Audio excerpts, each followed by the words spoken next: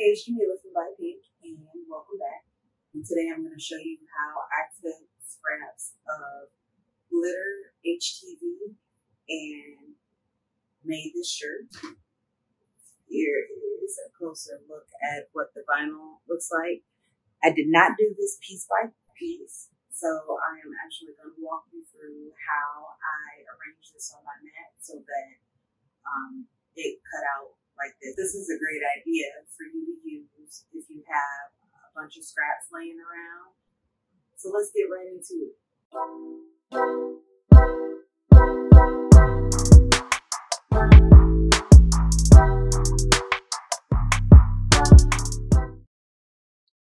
So, of course, you're going to start with a blank canvas. If you don't want to create your own design for something like this, you don't have to. There are tons and tons and tons of projects that are right in there are a lot more. You can choose any of these projects you see here up in the search bar. I just typed in T-shirts. There are also a ton of images that you can choose to create your own T-shirts and T-shirt designs.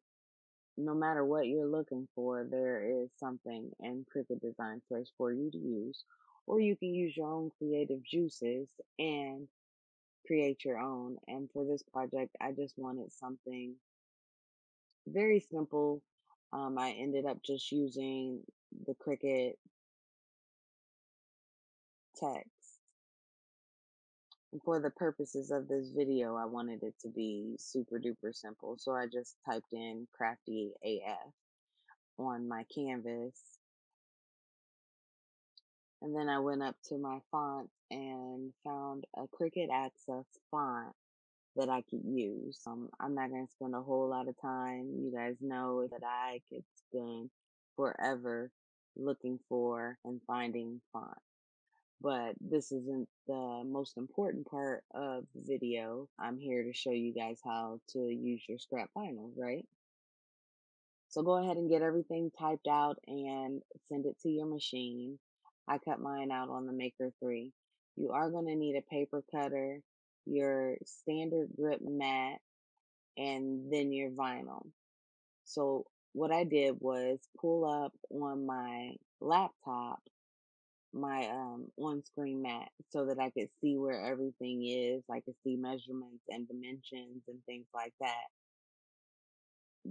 Because even though I didn't want it to cut perfectly, like I wanted there to be some split in some letters, I did want to make sure that I got the length right and the height or the width just about right, and then the height right. So my letters were about 3 inches long, and I decided to cut each piece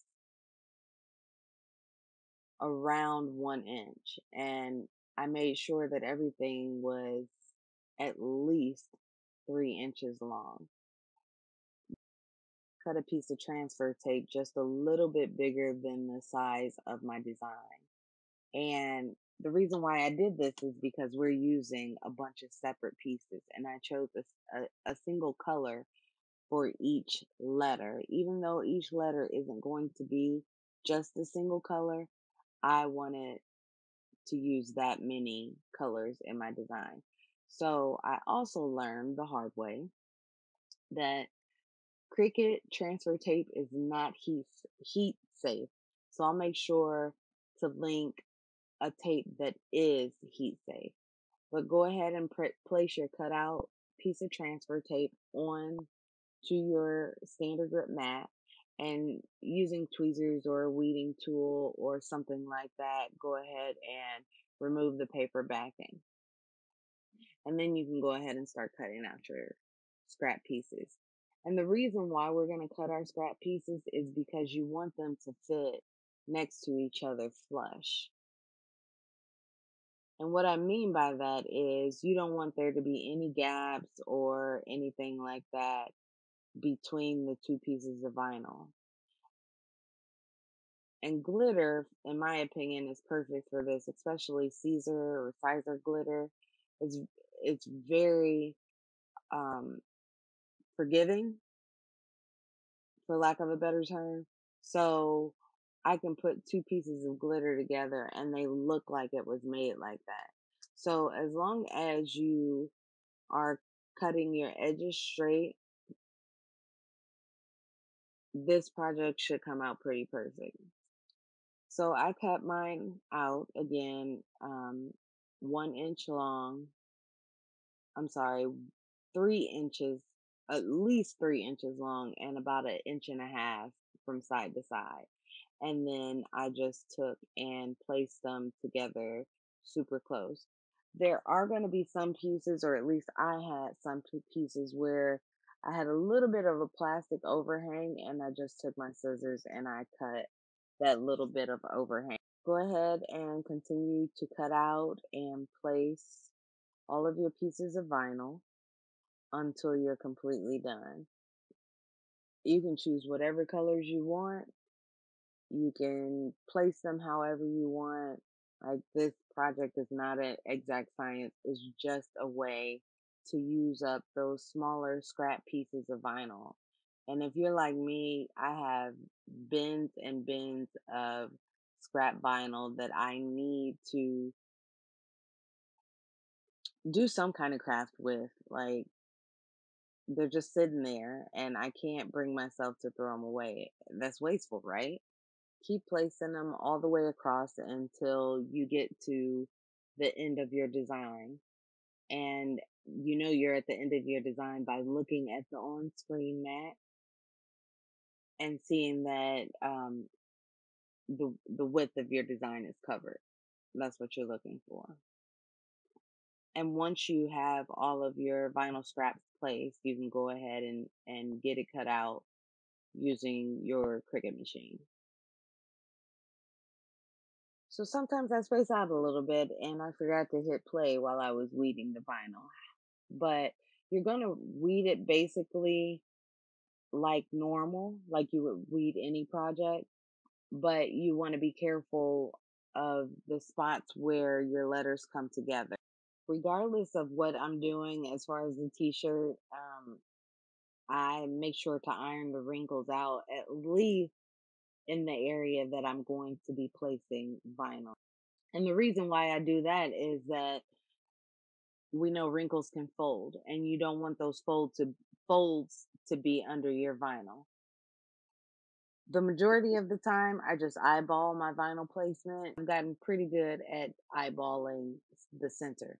However, if you're new and you want to find the center of your t-shirt, go ahead and fold it down the middle, make sure that all the seams line up, and then take your EasyPress or your press and iron right down the center of that t-shirt.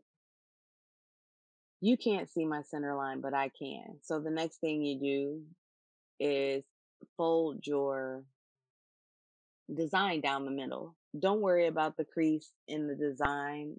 Your heat press is going to remove that. But then you just line up the two lines. You line up the line in your t-shirt to the line in your design, and you have a perfectly centered line.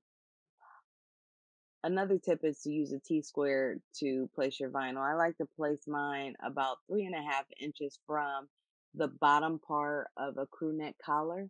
So I just take my T-square and make sure that the 3.5 is at the bottom of the crew neck, and then the top of my T-square is at the top. And that just tells me where to place my vinyl. Lastly, you are going to press it with your EasyPress at 330 for 30 seconds. This is the setting that I use for all of my vinyl projects, and it turns out perfectly. I don't have any peeling. I know a lot of people do. I want to say it's 320 for 15 seconds front and back, but 330 for 30 seconds is what works for me. And then sometimes I flip it over and go ahead and give it another 15 seconds on the opposite side. You can see where the vinyl came together, and it looks like that's how I purchased the vinyl. Hopefully, this video helps you have just a little bit less waste. If you enjoyed this video and you think it's a great idea, go ahead and hit the thumbs up button and drop me a comment below. Thank you for watching.